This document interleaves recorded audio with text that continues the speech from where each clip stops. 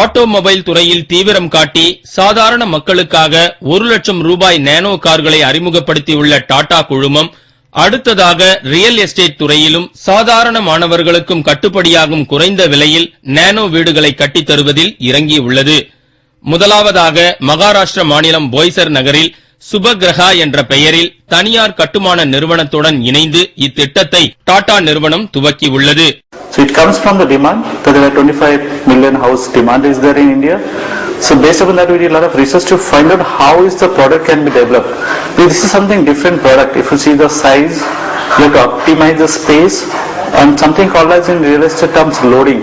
You have to minimize the loading. Taking care of all these 3 aspects, then finally comes the price point. You have to offer the product in such a price that people can buy, and we are targeting the segment which is like 1.5 to 2 lakh annual income household.